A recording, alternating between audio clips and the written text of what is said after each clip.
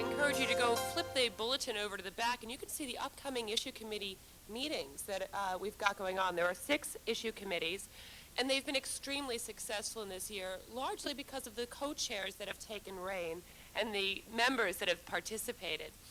Along those lines, we have a few co-chairs that are going to be departing from that position this year, and I wanted to recognize them today. The first is Susan Frost. Susan was the chair of the Arts and Culture Issue Committee from 2002 to 2004. She was unable to join us today, but we wanted to recognize her. The second is Gil Johnson. He was chair of Growth Management, Environment, and Issue Committee, again from 2002 to 2004, and I think Gil is with us today. Gil, if you wouldn't mind coming up to accept your award.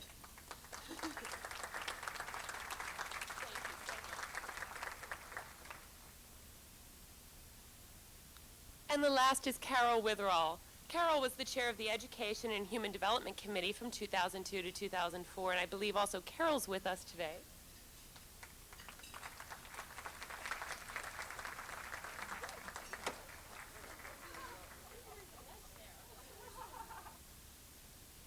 Thank you so much.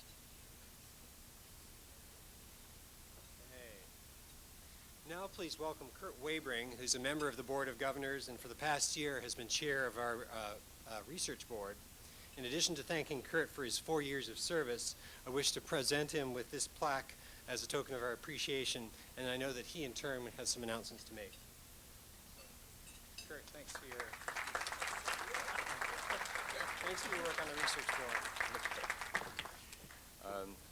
Thank you very much for the plaque, and it's been a delight to be the chair of the research board.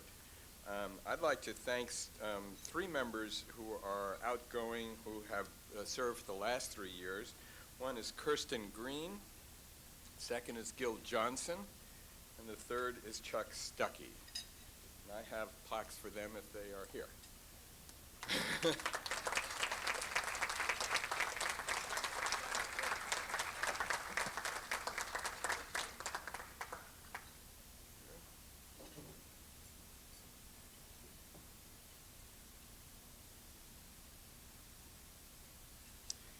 And the second award I have is for the Outstanding Research Award for this last year, and that goes to a committee that did a very wonderful study on community policing.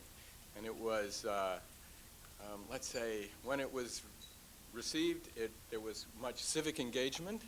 And we've also had many requests for it from other police departments, and it's been a source of information and dialogue about community policing in this community. So I'd like to ask that Meredith Savory, who's the chair of the committee, please come and accept the award and the certificates, and the members of that committee, if they are at a table, could stand.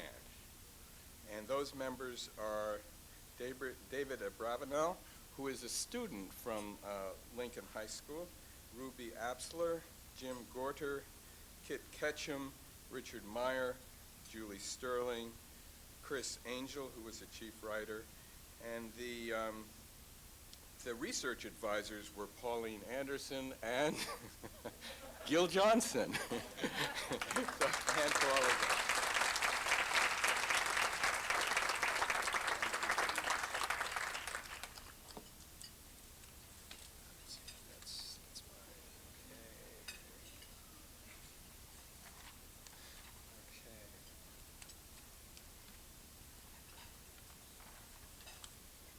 Now I would like to recognize outgoing board members who have served the club so well over the last 2 or 3 years.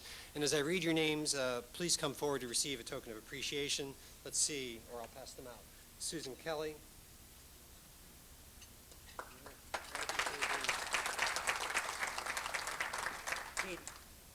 Katie King, who served from 2001 to 2004.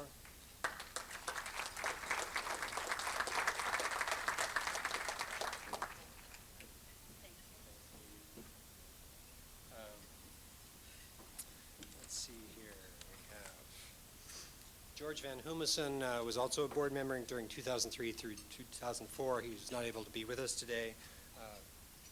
Kurt Wabring, plaque number 2. Thanks for your board service. And Carol Witherell, also plaque number 2 for your board service.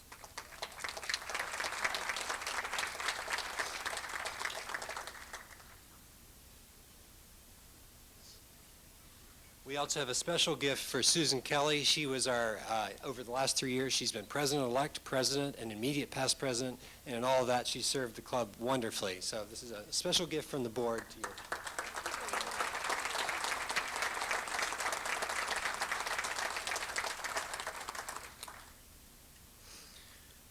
Before we turn to the election of officers and governors, I have a couple final presentations to make. And once again, Susan, would you please step forward? For your outstanding contribution to the Board of Governors and to the club, I want to present you the City Club's 2004 Member of the Year Award. I think this is a surprise. Yes.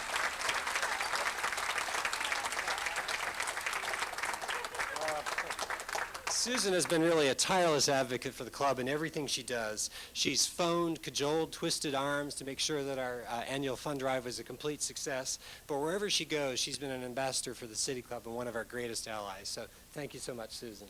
And it really was a surprise. So.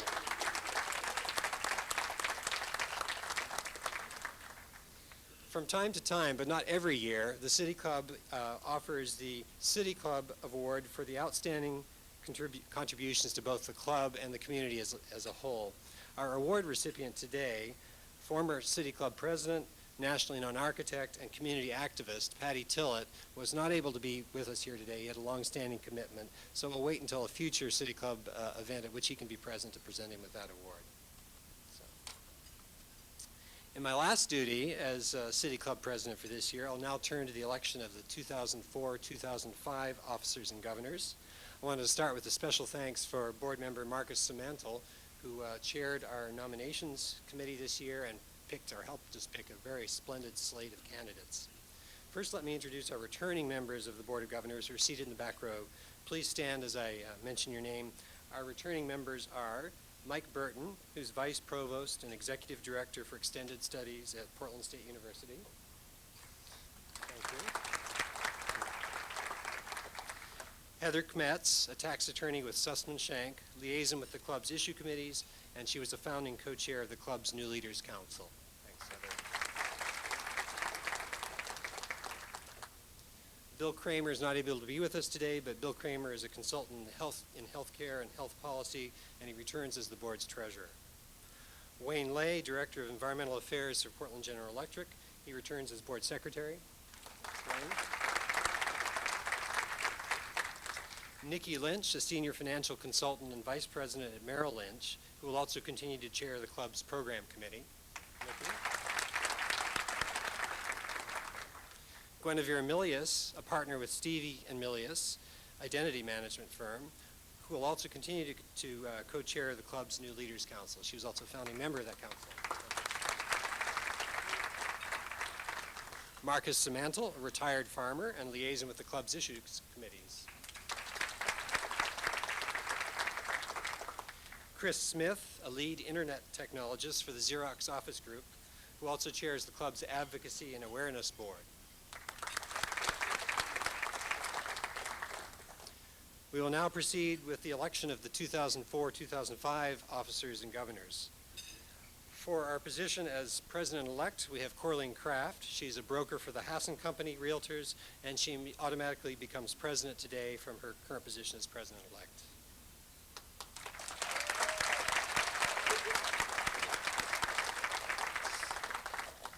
Doug Marker, Director of the Fish and Wildlife Program of the Northwest Power and Conservation Council, is nominated as President-elect.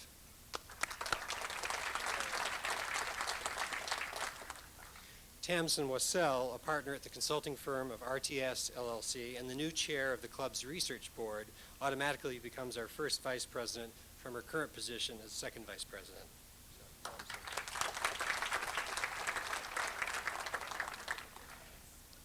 Andy Sloop, the Regional Business Development Manager for Space Imaging and the new Vice Chair of the club's Research Board, is the nominee for second Vice President. Andy. And I think, as I mentioned earlier, Wayne Lay and Bill Kramer have been nominated to continue in their respective positions as Board Secretary and Board Treasurer. Nominees to begin new terms on the Board of Governors are Susan Hammer, a Portland attorney, mediator, and arbitrator. Susan. Jake Okenberg, a project director for the Oregon Business Council. Welcome, Jake. And Norma Paulus, former state legislator, Secretary of State, Superintendent of Public Instruction, and many other distinguished leadership positions, will join our board. Unfortunately, she had a pre-existing activity today that's she had scheduled for many months. She regrets very much not being here today, but you'll be seeing her on our podium in the future. The above nominees have been selected by the club's nominating committee according to the bylaws. The bylaws allow other nominations from the membership, provided that there are 3 written recommendations from club members and a signed agreement from the nominee, and those need to be submitted within 10 days of the annual meeting. No other names have been submitted for election. I therefore declare the nominees elected by unanimous consent. Congratulations. You really have an outstanding board for this next year, and I wish you all a very productive and rewarding year. And to implement our new board's vision for Oregon's premier public affairs forum, let's recognize the extraordinarily competent and effective City Club staff. I'm convinced that currently we have the most uniformly talented and dedicated group of professional staff that the club has had in many years. They're a real pleasure to work with, and they deserve our deep appreciation and respect. So please stand up as I mention your names. Colin Brady. There he is. Colin is our office manager. Tim Kraus. Tim is our communications manager. Wade Fickler. That's right. Wade Fickler is our research director. And finally, I'd like to invite Wendy Radmacher-Willis, our executive director, to the podium. There she is.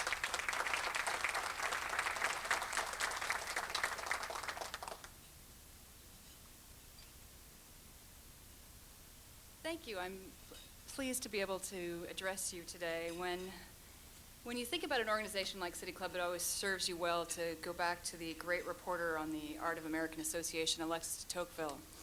And he said, "The health of a democratic society may be measured by the quality of functions performed by private citizens." And as we meet here today, we're living in a country that seems divided by party and interest group, and we're standing in the breach. And I think we need to be aware that our children and history are going to judge us on how well we guarded democracy, on how well we engaged private citizens. And so here we stand in the demilitarized zone, and we have to guard it well.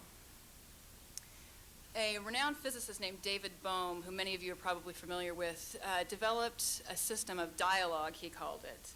And it's a very strategic way of engaging people in conversation, but the main piece of Bohm's theory is that you need to create space for people to talk. That you don't put them on an agenda, you just let them sit there and get to know each other. And the theory is that once people have interpersonal relationships, then they can get down to business and talk about substantive issues. City Club doesn't engage in dialogue in that very formalized way, but we are creating that space, and this is where we create that space. And all of you, as you know each other, then become advocates for one another in the public realm. It's clear that if I know you and understand you, I'm much more likely to take your interest into account as I take a position publicly. And I'm much less likely to engage in the sort of scorched earth rhetoric that we hear throughout this country, both in the media and in the public realm. So this is where we need to create that space. This is where we're undergirding the foundation of public trust. This club has been in that business for 88 years, and we're one of the few places that does it. And we're in a beautiful position this year, and a very contentious year, to continue doing so. There's a few things going on in the club that many of you know about, but I want to make sure that you are all aware, to try to continue to build those relationships and foster them and deepen them. one thing that this board is committed to and that the staff is committed to is bringing more people to the City Club table. We're here, we're happy to be here, but we can only foster the conversation better if there are more and diverse members, more and diverse community members. And so you should know that your board is committed to doing that, and the staff is committed to supporting them in doing so. We also are continuing to develop many, many ways in which we can engage both with the club but also with each other, both by strengthening existing programs but also creating that space, creating small spaces where people can engage, understand each other, and talk rationally and reasonably about ideas. We'll continue to experiment with other programming and maybe even with some web-based conversations. So we'll look forward to hearing what you think about that. We also need to look at our physical locality as a way of supporting our community building efforts. And in July, the club will be moving to meet for Friday Forums at the Governor Hotel. And we're very, very, very grateful to the Multnomah Club for the support they've given this organization, and we'll miss the staff terribly. But the board and the club have made the commitment to be in a public space and also to be in the core of downtown. And so we'll be making that move in July. In addition, the club offices were looking for a sort of more supportive and communal space where people can come together, not only just to go to meetings, but actually just to sit and talk to each other. So we're hopeful that we'll be able to announce soon that we'll have a more communal and community building location for you, so stay tuned on that. As most of you know, I've been here almost a year now. I'm so grateful to all of you for welcoming me so graciously. Andy has been a tremendous leader for the club and a lovely, wonderful mentor for me. Susan Kelly has been the steady hand on the rudder that I've turned to again and again. And I cannot wait to work with Miss Sparkling Corleen Craft and just bask in her energy and enjoyment. I have to say, again, the staff, Tim, Wade, and Cullen, are smarter, harder working, and more fun than I ever could have hoped for, so I'm grateful for them as well. So I thank you to all of you, and let's work together for the next year to continue to guard the gates of democracy. Thank you.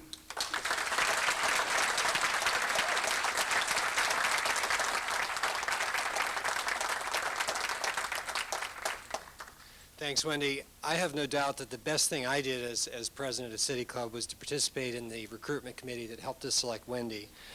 If you aren't appreciative, yes.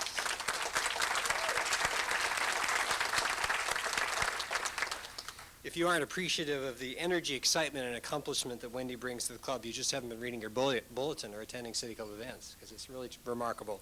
So please indulge me just a few more minutes in my last words at City Club to tell you a little bit about my perspective of the club at the end of this club year. As club members, you really have a lot to be proud of in the accomplishments of your club, the achievements that your club has achieved with your help. Membership has grown 10% over the last year. We're about to launch a campaign to grow membership back to the 3,000 member level, which it had a few years back. And those are real concrete plans. You'll see that happening. We've weathered the extreme financial stress of the last few years, and in the last week, we exceeded the goals of our most ambitious annual fund drive that we've ever had. So we've managed to turn the corner financially. Things look very good. New programs from our book club to our current after-work program on food policy to our upcoming citizen salon dinners provide a variety of new activities for club members of different ages, interests, and schedules. City Club is in the headlines and on the lips of citizens and citizen leaders more than it has been for many, many years. So stay involved with the club. Continue to contribute your skills and passion to making the club one of the most important institutions at the heart of our community, and you'll be participating in the beginning of a great new era at City Club.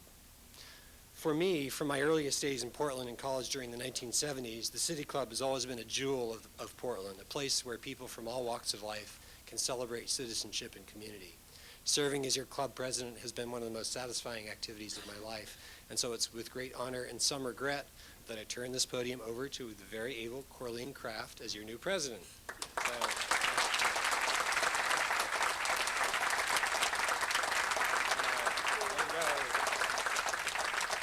Wow, hard acts to follow. Maybe I'll sit down now. I do want to give recognition to Andy. And I must say, Andy's extremely calm, quiet, rational, and very intelligent leadership has been rewarding and daunting, and I have allergies. And he could have used this gavel many times because he's very quiet and soft-spoken, but his leadership has been remarkable this year. We've had an enormous transition, and Andy has just taken it through us very brilliantly. He has mentored Wendy wonderfully, has been such a good support to all of the new staff members, and is a great guy on top of it. Thank you.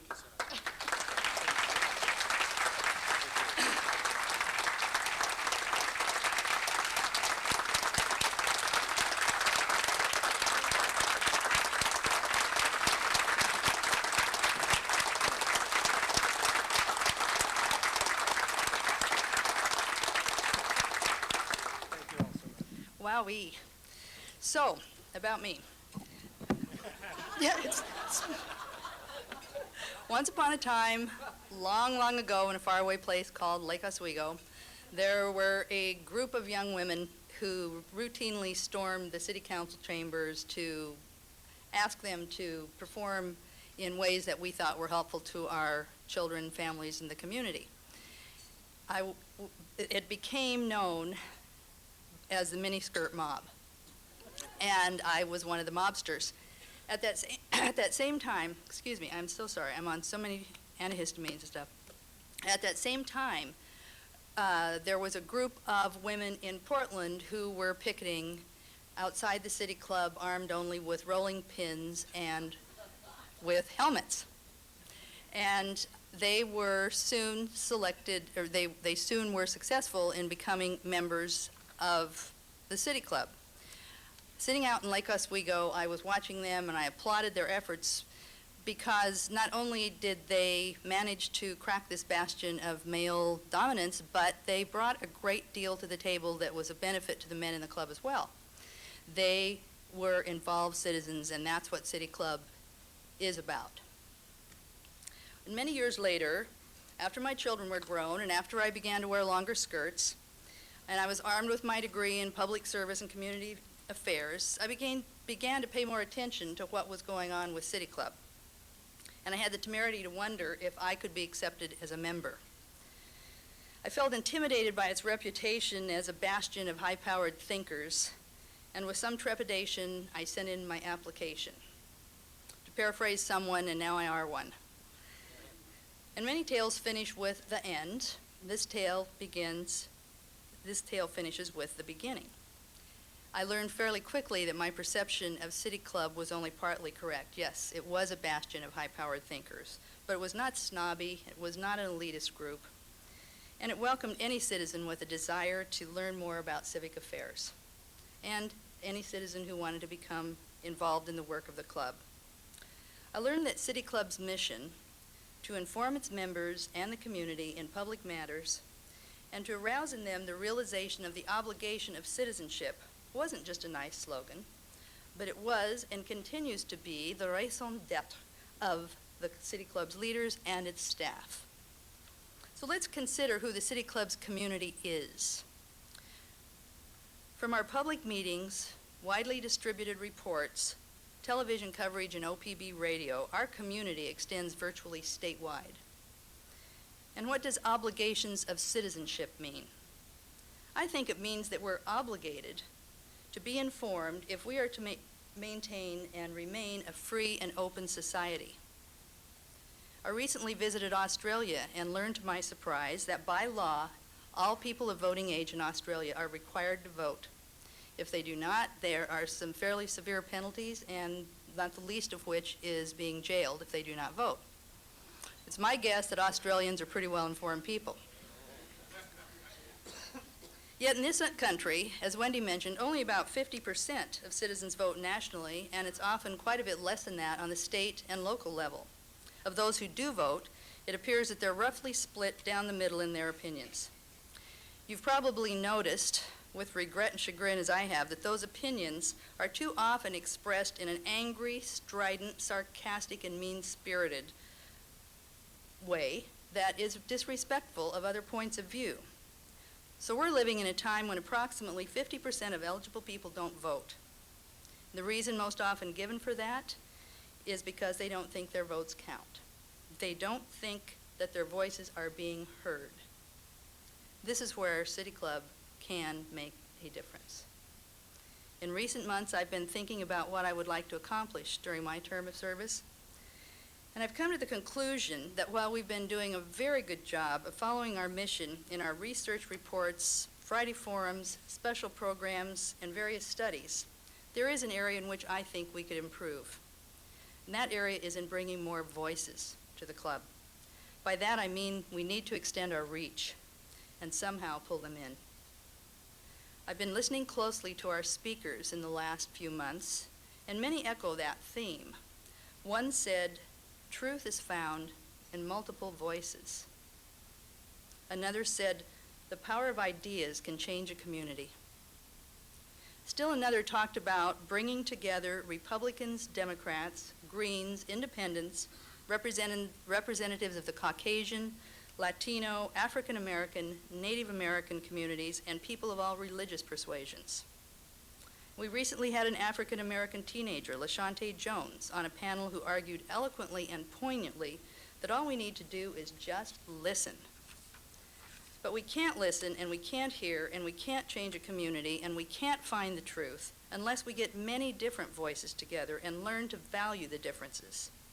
Well, City Club offers a unique opportunity to do this, and we can learn, and we can hear, and we can respect each other in a setting that City Club provides. We can offer an opportunity to sit together like this at Friday forums. We can exchange information and ideas while we sit and eat together.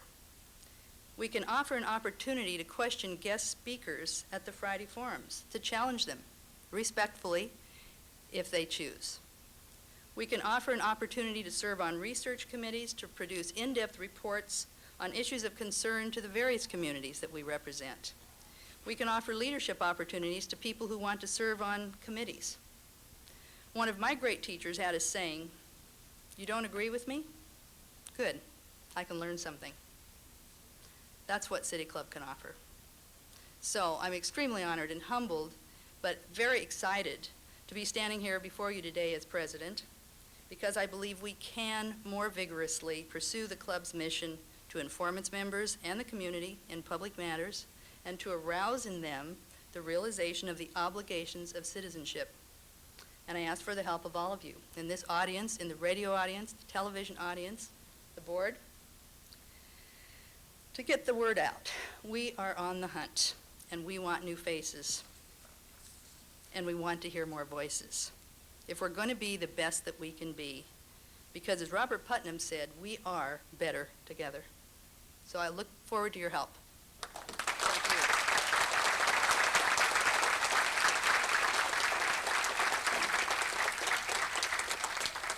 Now, I neglected to say that I wanted to appreciate the efforts of the outgoing board of directors and those who are staying. It's been very functional as boards of directors go. We have just enough tension to keep us all on our toes.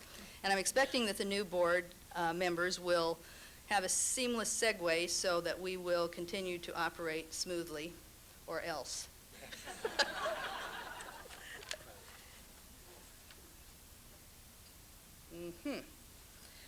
Yes, a little note. In addition, I wanted to echo what has been said about the staff who are immensely capable and dedicated to this club, and about Wendy's significant and extraordinary leadership. So I want to recognize them as well. And it's a good idea that I do this, because then they'll be behind me and helping me too. So now, on with the show. I was asked recently what Bud was going to speak about, and I said pretty much anything he wants to. The way it usually works here is that when we book a speaker, we ask them to send us a bio, and I've seen a lot of them, and they typically range from 2 or 3 paragraphs to a 15-page CV. Bud's, as you can imagine, is, oh, by the way, his actual name is John E. Clark. As you can imagine, his is not quite the usual form.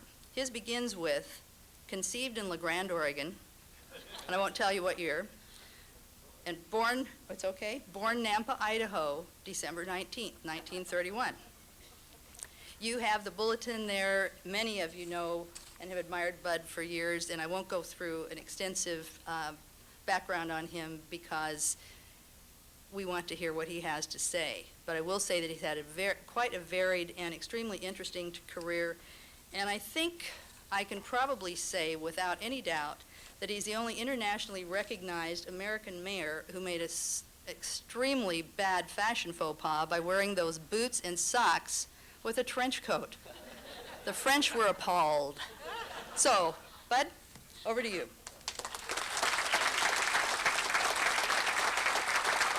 Thank you, Colleen. And congratulations on being the new president. That's wonderful, the City Club. I really don't speak these days, you know. Nikki Lynch called me up, and I said I don't make speeches. And then she called me back, and she said it could be short because we're going to have this program today at the annual meeting, and it could be fun. So I got thinking about it and finally decided to come up and make a fool out of myself and put my, I rarely pass up an opportunity to put my foot in my mouth, so this is another opportunity. Mike Ryerson reminded me that it was 20 years ago this year that I stood at this podium and said, I've always wanted to speak at the City Club, and now it's 20 years later, you finally asked me back. Well, actually, I've spoken times before that and enjoyed it very much, and I'm indebted to the City Club for a number of things, and one of them was Chris Tobkin, who was on my staff and my executive director for a long period of time, and served on my staff through the 8 years that I was in office, and before that, when we were in the transition period at St. James Church. I used to have speeches written, and then I wouldn't read them anyway, and so I've thought about this a lot and just thought I'd come and tell you why I ran for office and how we ran the office and how we ran the city and a few things that we did, and then leave up to a lot of questions that are coming about. Kim Barkman-Carl, I always, every time you read a book about my taking office and so forth, this comment comes out about this tugboat captain taking over the captainship of this huge, monstrous, seagoing ship, you know, and putting down the office in a sense. But I love it, I mean, because I came from the Goose Hollow Inn, and my daughter pointed out to me last night at the bottom of it is that tonight at the Bud Clark's Goose Hollow Inn at 1927 Southwest Jefferson at 5:30 on Friday p.m., June 4th, we're going to have a toast to the City Club. Now, I didn't do this. I don't remember this happening, but I'm very pleased. We'll make it worth your while to come down and toast the City Club and so forth. Also, in passing up what Wendy said and what Carleen said and what David Bone was talking about, a space for people to talk. The Goose Hollow Inn is a good training ground for a mayor and so forth, because you're running a business and so forth. But it's always been, the Goose Hollow Inn has always been a space for people to talk. And we had this, I wrote this 30-some years ago when we first started, well, 1967 when I opened the Goose Hollow Inn. And I said, we're also dedicated to extremes of opinion, hoping that a livable marriage will result. If violence is your nature, either develop your verbal ability or leave. The idea was you could talk about religion or you could talk about anything you want, but talk about it. Don't fight about it, and then maybe we'll come to a thing. But the Goose Hollow Inn has been a space for people to talk forever and ever. Or at least since 1967. Anyway, so many of you know why I ran for office, perhaps because you remember Frank Ivancy. Of course, there's people in here that don't remember Frank Ivancy. But Frank, and it was the greatest favor he ever had done to him, was being beaten in office, because he had a much better career after he left office than prior to that. But he had been in office for 27 years, and the reason that I ran for office was that some people came to chat with me and asked me to run for mayor. First, it was in the fall of 1983, was David Kish and Ernie Bonner, who just passed away. And they came and asked me, and I thought, who in the hell would want that job anyway? And then in the fall, here came Gretchen Kudfori and Margaret Strawn, and they asked me to run for mayor. And then I started thinking about it, and because Frank had so many negatives and everything, and I talked to my family about it, and then I forgot about it. I didn't think about it anymore. And then in Christmas time, I got a present from a relative, a pair of slippers, and it said, "To the mayor with love." And I called up Margaret Strawn, as a matter of fact, And I said, is anybody running for that office? And none of the professional politicians were running for office because they didn't think he could be beaten. And I thought that was BS. I thought he could be beaten, and I was going to run against him, and I told her I'm going to run against him. And I went over to her house, and she gave me about a 2-hour lecture on how to run a campaign. And I announced in the next day or two in an ice storm, and I think only one TV station showed up. And then I went down and got Jimmy Jowett, who was a friend of mine, a customer at the Goose, and said, I need a mayor's suit. And he lined me up with a mayor's suit. And then I was sitting at the Goose Hollow Inn, and I knew I needed a campaign manager, and Mike Carsonson came over and said, you need a campaign manager.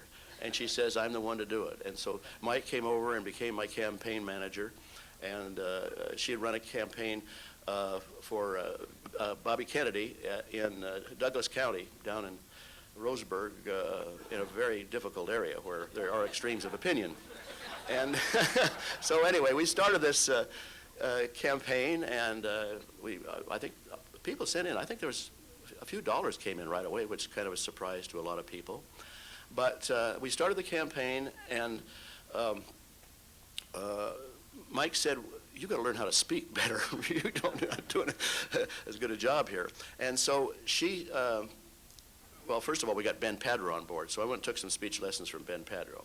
And so he was going to be the official campaign manager, but he didn't want to be recognized as the official campaign manager and have his name on the C&E report. So he said, pay me in cigarettes. So I paid him in Territon cigarettes every week. And but he did give me some lessons and some things, and we met every Sunday at my house in the dining room to talk about the campaign and what we're going to do the next week and so forth.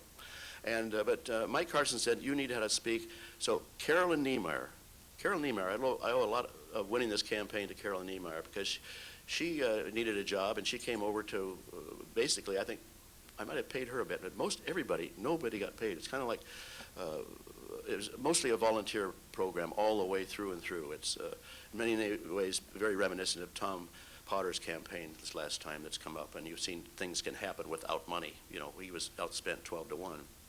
Anyway, Carolyn was a bridge player, and there are bridge players all over the city of Portland.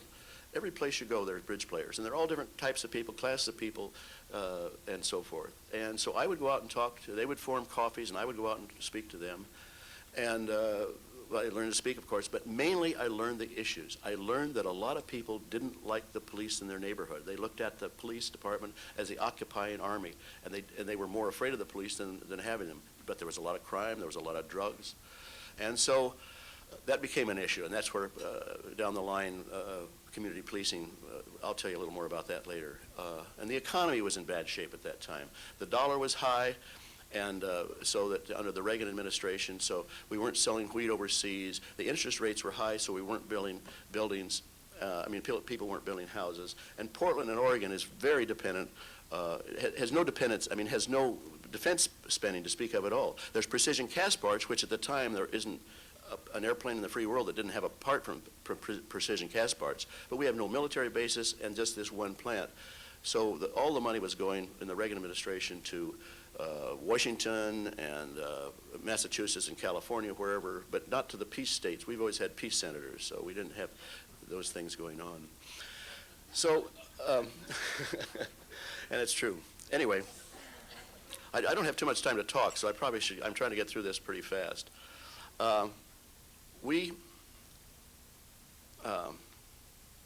It was a stealth campaign. More than Tom Potter's campaign, we had more stealth in this. We had a tremendous number of volunteers, and we had this program just going wonderfully at the campaign office, which was right next to the Goose Hollow Inn. And we had the volunteers coming in and out and going door to door and calling up and this and that. The stealth part was Ben Padro, and he talked to Mildred Schwab all the time.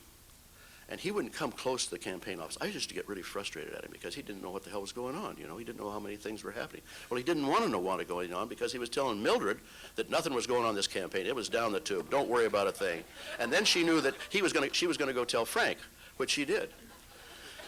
So it wasn't until the St. John's Parade, and I was just in the St. John's Parade with Tom, that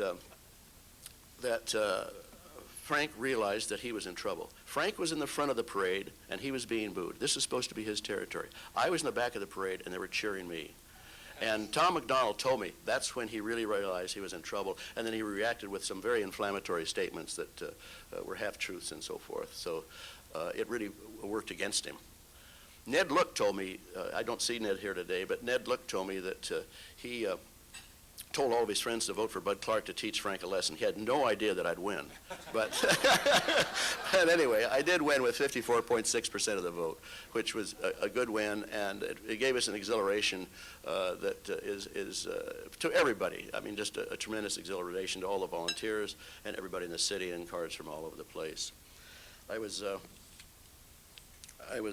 watching NYPD the other day. I don't have to work every day now, and this police officer had shot somebody, and so the captain came up to him and said, "You've got to get ready for media scrutiny." And the media scrutiny, I had no anticipation of that when I got elected. I was going to take some time off. I wanted to bolster up the city, and I mean, I wanted to show off the city, but I wanted to take a vacation and go out of town. But all the boardrooms in town were afraid of this tavern owner taking over the city of Portland. What was he going to do to this poor city and just ruin it? So I went to the board meetings, and I talked to everybody, and I stayed in town. And I did take a little time off, and then I came back, and I decided who I wanted to be in the transition staff, and we took over the office at the St. James Lutheran Church. Pastor Joe Smith gave us a room there, and that's where we had the transition office. And there were some suggestions by some other people that we bring in some Dan O'Toole and Jim Marshall to be to create this retreat, and so we organize our goals and so forth about what our administration was going to be about and what we're going to do. And I'll just read those principles that we decided on at those early meetings at St. James Lutheran Church. First of all, recognize Portland citizens as family members, serving them with quality, dignity, and respect. Number two, orchestrate the work of the city for the long-term good of the entire community. Number three, make every effort to make the work of those engaged in city affairs meaningful, efficient, and productive. Number four, administer the city affairs with openness, honesty, and creativity. And five, promote civic pride by encouraging participation, diversity, and communications. And I think we stuck to those principles overall through the entire system. Kurt was just saying, I told him that we had these retreats and people coming up, and we would all get together and come to consensus about what we wanted to do in office. And I said, well, we did that in city council too, and Mike Lindbergh, we were just commenting about that. We would have retreats to the Japanese garden. The whole city council would come up, and we'd sit there all day long, and we'd decide on what the priorities of the city should be and where we should go the next year. And then I would assign the bureaus to those people that were most interested in those different subjects. Mike always had parks, and Earl Blumenauer transportation, and I took them all away from Bob Koch once, so, and gave him general services, which was all right. But, anyway, then once you get these goals and all these directions sent, Ned Look said, well, you shouldn't call them retreats, you should call them advances, because that's what they really are, and they really take you forward. So we're advancing forward, Ned Look, if you're watching someplace. And that's the way the city ran the 8 years that I was in office, and that's what we did. The economy was in such bad shape, you know, and now before I took office, I was elected on May 15th, 20 years ago this year, and a few days later, it was about a month later, the 11th of June, I think it was, Pat LaCrosse came to me with 2 pages of recommendations of projects that have been proposed, and a page and a half in double space. And I went down the second page and convention center. I said, we're going to build a convention center. I'd known we needed one for a long time. My wife had been in the antique business, and if there was a Blazer game, there was no space in the Coliseum to do it. So I was to make a speech at the Portland, Oregon Visitors Association. It was something else at that time, but there was 1,000 people there, and I was just scared. I just didn't know what the hell I was going to do, I guess. I was on my own to make a speech, and I had a bunch of 3x5 cards, and I tried this and I tried that, and we walked in, and there was 1,000 people there, you know, and Bob, and also we had this entourage in the back. You know, you go in the back, and you're going to go out on the platform like you do here, but you wait back there. And Bob, God, I blocked my mind. But anyway, he said, just tell him you're going to build a convention center. I think he still thinks that it was his idea to build a convention center, because I was going to tell him that anyway, you know, the whole group. And so about the whole speech said, we're going to build a convention center. And they all cheered, and that was kind of the end of the speech. And, but Dennis Buchanan picked it up. You know, there's a lot of people that get credit. Things are done with we. I mean, I really like to use the word we. They always say, why do you use we? Well, because we do it together. We don't do things just individually. We might initiate something individually, but we work it and make it happen together. And Dennis Buchanan went out and got resolutions made. This is the summer and fall of 1984, before I took office in January of '85, and got resolutions through Washington County, through Clackamas County, and through Multnomah County, and I even went before Mayor Frank Ivancy, who Pat LaCrosse said wouldn't put his head on the line for that at any time, and got resolutions passed to build a convention center. And I wanted it to be the whole metro area rather than just the Portland, because Portland, we were 376,000 at that time. And I wanted, so the whole metro or regional area paid for the convention center, because everybody would benefit for it, and the state should do that too.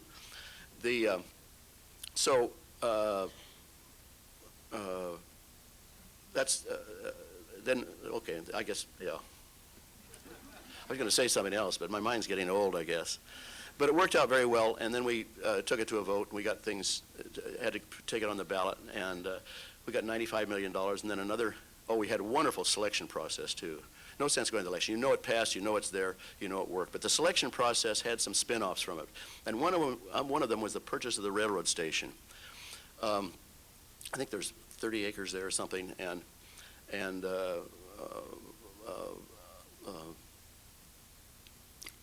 some people wanted the convention center to be there. We're trying to establish a location. Well, I want to know what the costs were going to be up front.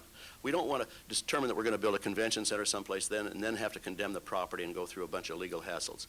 So three railroads owned the station at that time, and we just laid into them and said, give us a price now, or we're going to take it off the list. And it was $18 million, I think, to buy the railroad station and the properties that were there. And so, in a sense, this helped to stimulate even now the development that's going on in the Pearl and so forth, and certainly improve the railroad station, and then there's housing down there too. Community policing. I don't know how long I'm supposed to talk here, but are we doing all right? Yeah, we're doing great. Oh, okay. Okay. What'd you say? Take 5 minutes. Well, there was three things I want to make a point about the convention center, about the community, how we work together to do things, and about community policing, because that was one of the big issues that came up during these coffees that we had with the people all over the city of Portland. And, of course, the police department, too. There was different problems that will come up, and you'll probably ask questions about those things. And then the fact that we put the city back into solvency, too, was another big thing. But the community policing, the Eisenhower Foundation had done a study, or did a video, and the fellow that did the video, Doug Raitt, lived here in Portland. And it was a video comparing the Tokyo Police Department, the Portland Police Department, and the Santa Ana Police Department. The Tokyo Police Department was the ideal, that had the Kobans and had the people living in the neighborhoods, the police officers living in the neighborhoods.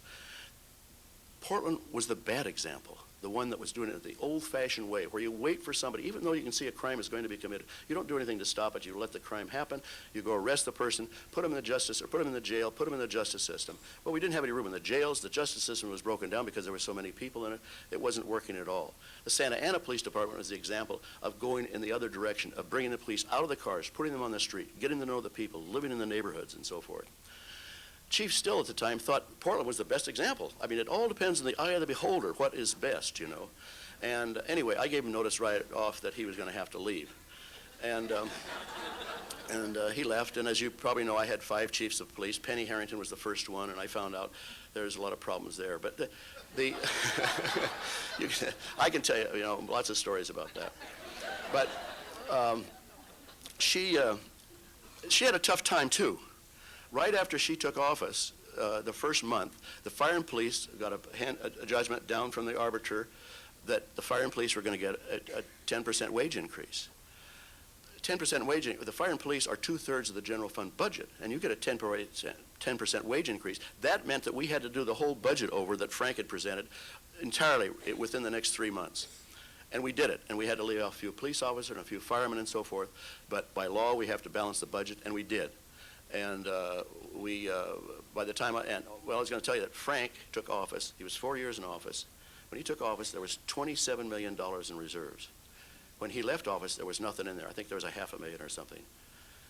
And so that's the reason we had to redo the budget, because we had no reserves to go into, to use at all. We had to do with what we had, the income we had. We're in the middle of a recession at the same time. When we left, we got from the AMBAC Corporation, which is an international insurance company that insures cities all over the world, told us we were the best managed city in the nation of our size, and gave us a $10,000 scholarship prize for somebody in public service to work and so forth. So I'm very proud about that too. What was the other point I was going to make here? The community policing still, yeah. I'm sorry I wander around like that. But the community policing, so we want a community police, and that's what we put our police chiefs to do, was supposed to be in this community policing. And it was very difficult to do, and changing the mindset of the police department. I'll give you an example, which I was just appalled at, and I won't swear because I swore when he told me, I think, but it was under Penny Harrington, and I said, this captain came in who was head of narcotics, and he said, I said, we've got to get rid of the drug dealers on Mississippi and Shaver. And Chuck Carl said, Mr. Mayor, those drug dealers have been there for 25 years. We can't do anything about that. I said, what the F we got a police department for? You know? And anyway, it was Carolyn Niemeyer again that got the people, the cops on the street wanted to do something. We went around the middle management. Middle management gets in a certain place, and they will not change their minds. And so Carolyn Niemeyer, we got the building department in to tear down a building that was being used. We got one place closed up, I think it was, that was selling things out of it. Then we got the neighbors to form a community, to have patrols. And I still drive by there, and we got the cops on the street who wanted to do something about it. I still drive by there every once in a while today to see if there's any drug dealers on Mississippi and Shaver. And there's still drug dealers in the city of Portland, I can guarantee you that. But there aren't any in Mississippi and Shaver. Tom Potter was the last captain that I appointed chief of police, but he had a time to really educate the department about community policing when he was captain of North Precinct. And he took care of Interstate Avenue, which had the same 25-year-old problems that we're talking about here, from prostitution, from drug dealing, etc. And that used to be Old 99, and so those motels were old-type motels, and there was prostitutes going in and out all the time. And Tom went down the street and said, if you're going to have somebody in here, they've got to be registered, you've got to have their name, and you go out and get their license number and get their number off their driver's license. And if anybody's in that room that isn't registered, then you call us up and we'll back you up. Well, that cleaned up Interstate Avenue. It cleaned up the street to the point that they're now doing viable business with the people out of Swan Island and so forth. And Tom showed how community policing could work. And that's one of the great reasons that I've supported Tom Potter for a mayor in this next election and this last time. And I'm very much in favor of that. I think that's been 5 minutes, so we better get some questions, huh? Thank you.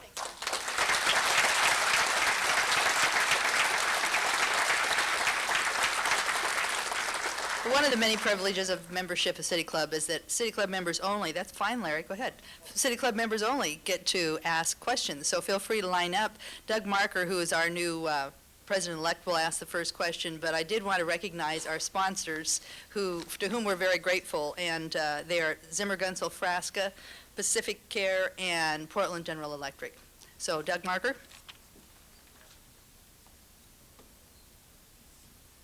Thank you, Corleen. Mr. Mayor, just want to put yourself in the position again of being an outsider elected mayor again 20 years later, if that could happen. What opportunity do you see in Portland that would excite you about being mayor this coming year, if you had the chance to repeat your experience?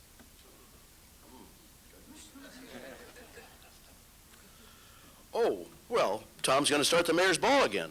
That's an automatic.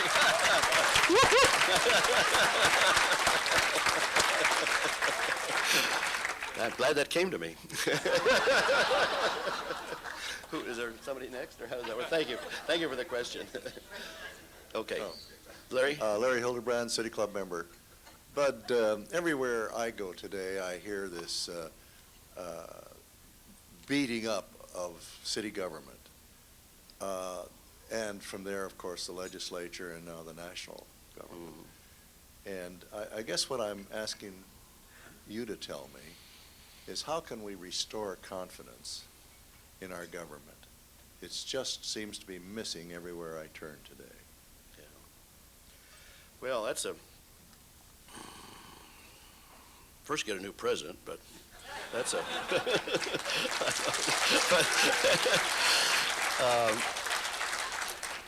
I don't know. That's a really tough question. What you got to do is more people got to run for office. Everybody says, well, why don't you run again? I said, no, I've been there. I've done that. It's your turn to run for office. It's somebody else to get involved. But so many people that are successful businessmen and so forth, they won't touch it because of that criticism. And so it's kind of a catch-22. So nobody worthwhile runs for office, in my opinion. Or not, I won't say that, my God. I mean, I tried to get Jake running and couldn't get him elected. But no, you need that people that are going to listen and somehow can do, be community. If you get that openness out there so people know that you're doing things with good conscience, I guess. Maybe it's communication. I don't know. I wish I knew the answer, Larry, because I'm really worried about the country as a whole and about our state's a mess. I mean, the finance of the state. And I believe in taxes, actually, but that's hard to get across. Which side? Yes, sir. Yes, sir. Aubrey Russell, City Club member. It's a complicated issue, I know, maybe I don't understand it fully myself, but in watching this last round of elections, maybe you had some thoughts on whether, if you were running for mayor or for city council and or expect to have a vote on city council and persuade others to vote like you, would you have seen perhaps opportunity to say more about PGE and the two sort of, the competing ownership theories for the future of PGE, either under Texas Pacific Group or under city ownership? Did you see that as I did, as sort of an area of strange silence? Was there an opportunity missed there to demonstrate leadership? And well, I'm sure that's going to I'm sure that in this election when it's one-on-one, that's going to be right to the front and the fore. And so the candidates are going to have to be informed and put out their opinions, whatever those opinions are, but they're going to have to know the subject and have a strong conviction about whatever that decision is. I should have told you, too, that Billy Holtz is here. My son, Billy Holtz is producing a book about the mayoral campaign that I had and so forth. And Michael Burgess is going to be writing the context. There's going to be a lot of pictures. There's going to be a lot of fun.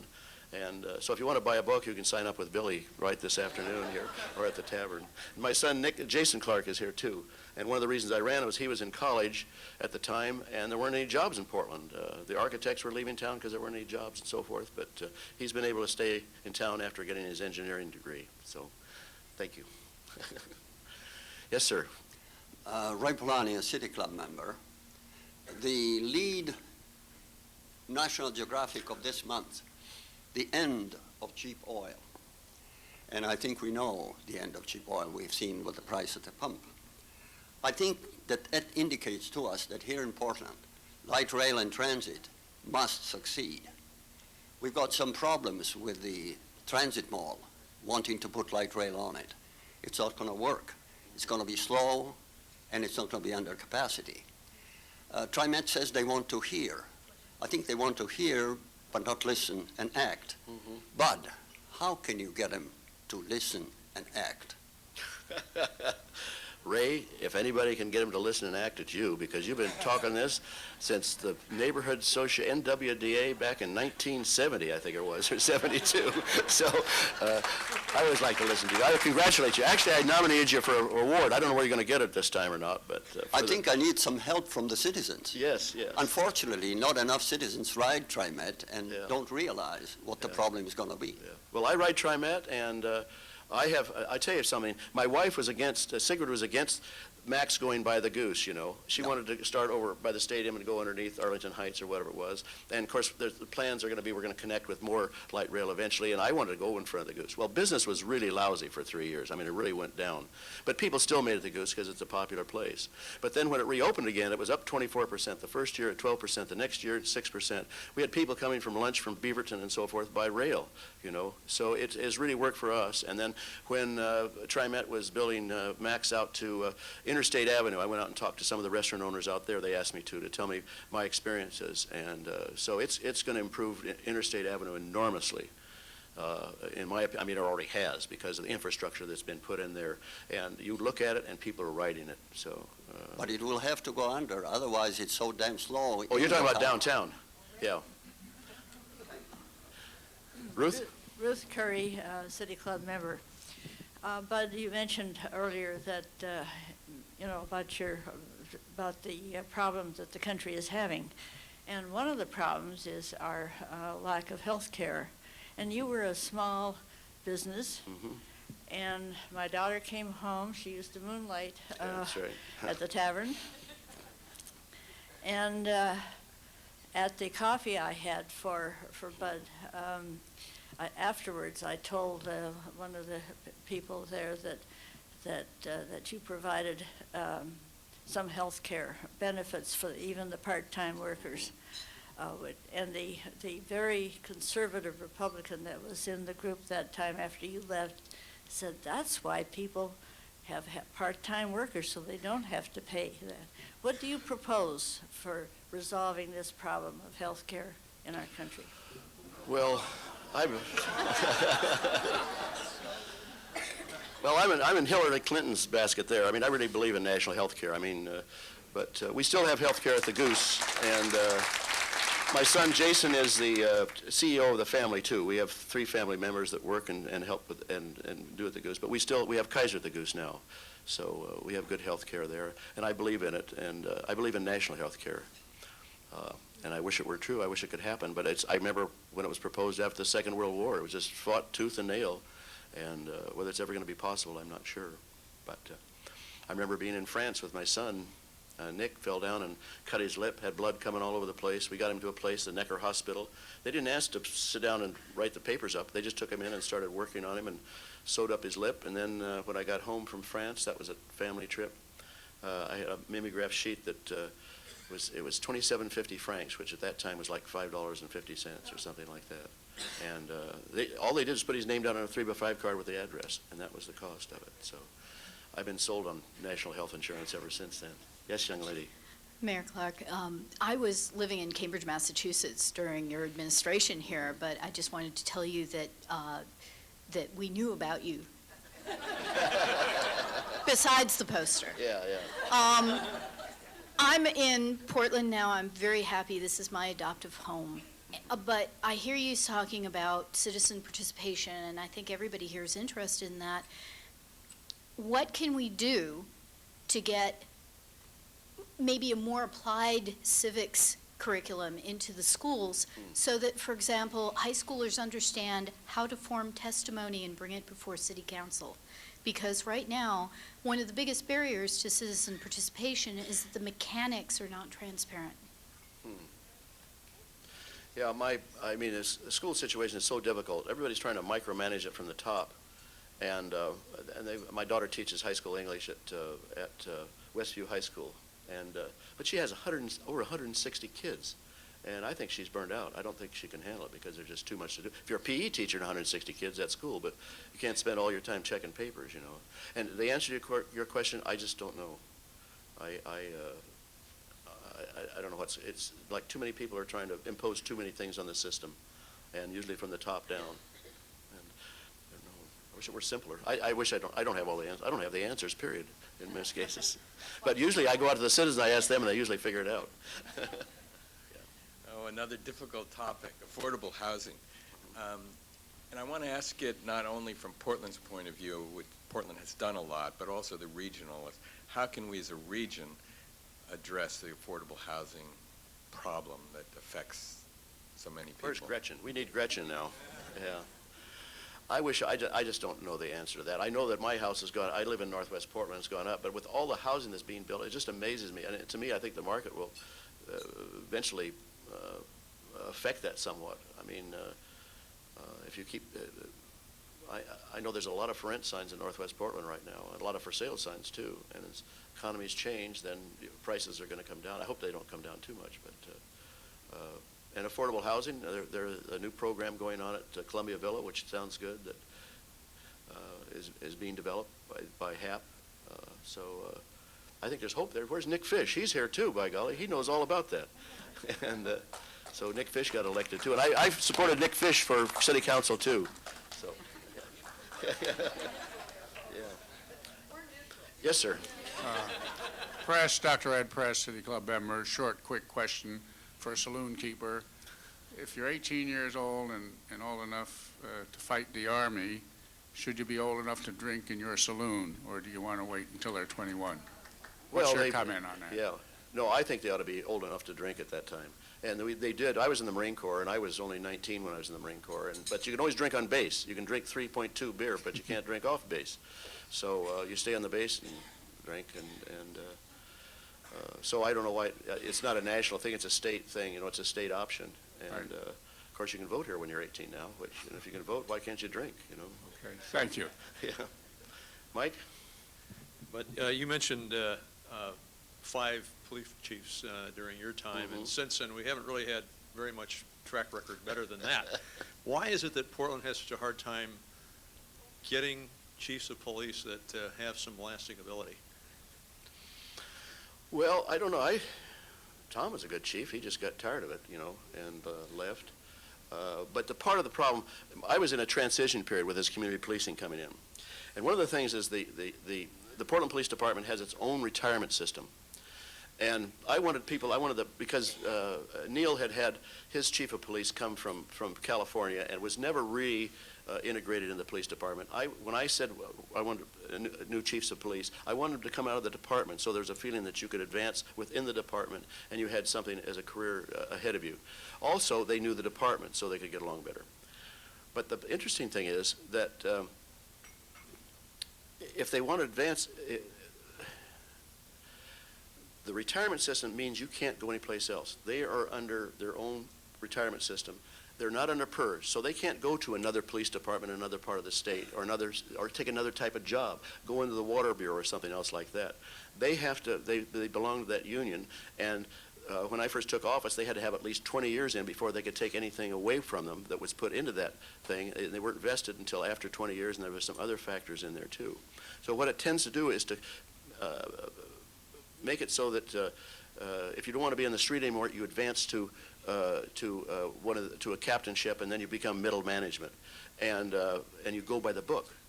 But when you get to the top, there's not a book left anymore. You've got to start making decisions on your own. And I don't think they develop that ability to make decisions on their own quick enough, partially because of the system of retirement system, et cetera. So that was true with Penny. That was absolutely true with Penny. She didn't know how to manage that many people. That was true on the opposite side. I mean, Penny didn't listen to her deputy chiefs, and Chief Davis, he only listened to his deputy chiefs. And so he's the one that said, read my lips. I did not say read my lips first. He did. And he said, read my lips, Mr. Mayor. I want those documents over in my office. And I said, read my lips. You're no longer the chief of police.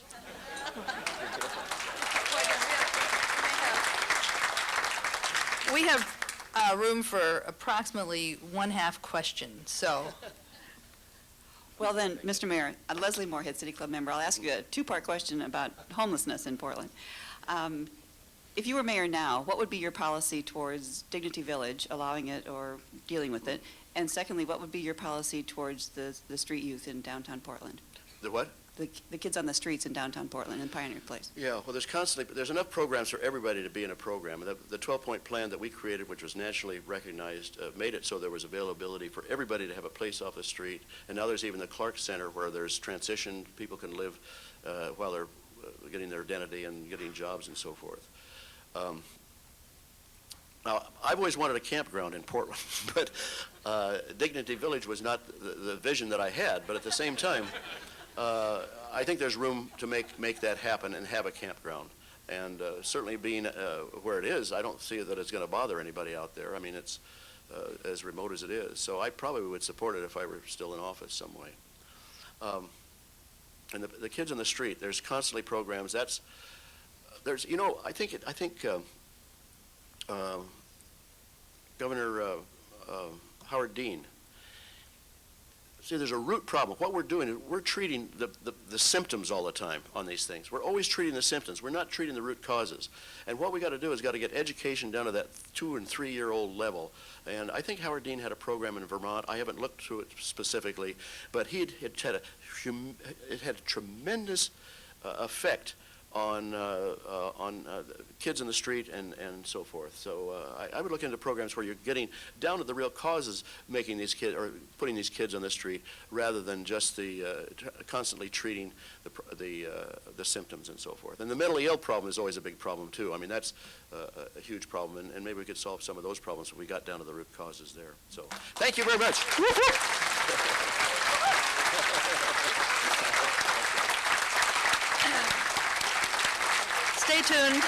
Stay tuned for the early childhood research study that's coming out for more on this. Anyway, it's been an excellent meeting. Thank you so much, Bud. Thank you, everybody, and we're adjourned.